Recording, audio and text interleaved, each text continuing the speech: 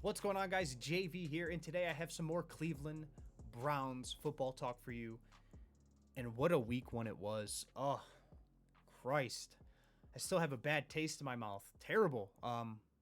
Terrible game top to bottom. I don't want to get too much into it. I don't want to be too negative because that's kind of what this video is about anyways.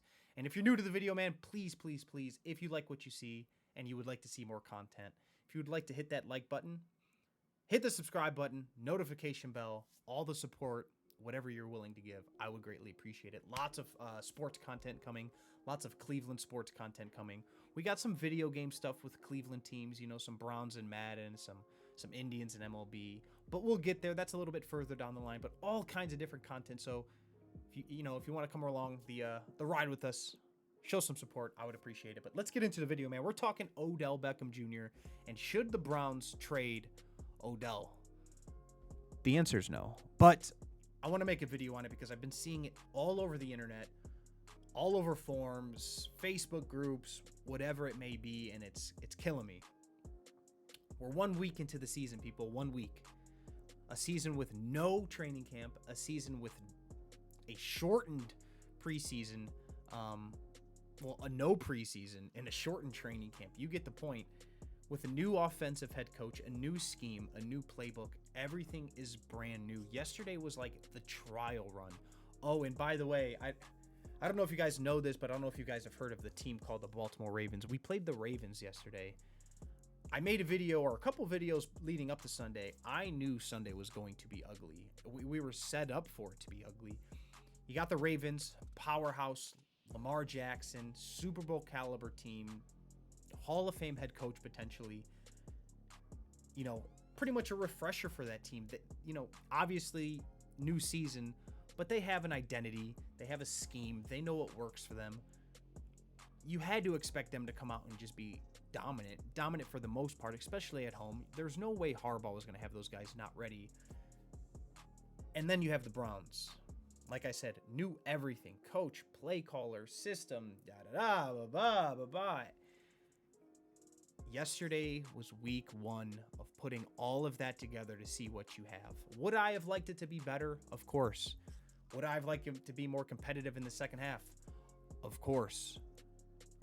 But the Browns killed themselves, and they killed themselves early. And once it reached the second half and the Browns had to become one-dimensional, it was over. So let's stop crucifying Baker Mayfield. Let's stop crucifying Odell. I already see people talking about the head coach was a mistake. It's just like a big cancer around the city with this football team. It's been 1 week. We're going to be okay. If we win Thursday against the Bengals and we're 1-1 and we're heading into the game against Washington, I'm feeling pretty good. You can beat Washington. You're 2-1. Things are going to be okay. 1 week at a time, guys. It's not time to panic. It's not. 1 week. I think we should get a 1 week counter on the video because I've said it about 472 times. But I think we're going to be okay. So in this video, should we trade Odell? The answer is no. Here's why.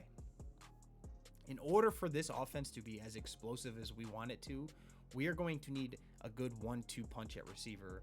Go back and look what Stefanski had in Minnesota with Thielen and Diggs and good tight ends and a good running game. It pretty much is a mere picture of what we have here in Cleveland. The only thing is the Vikings had Kirk Cousins, who they already were comfortable with, who knew the system, who played at a high level in that system. We have Baker Mayfield, who's trying to learn it with a brand new team. All I think has to happen is that this team, Baker Mayfield especially, and there is so much pressure on Baker, and I feel so bad, but this team just needs to get comfortable in the new scheme and in the new offense, and these running backs need to get up to par.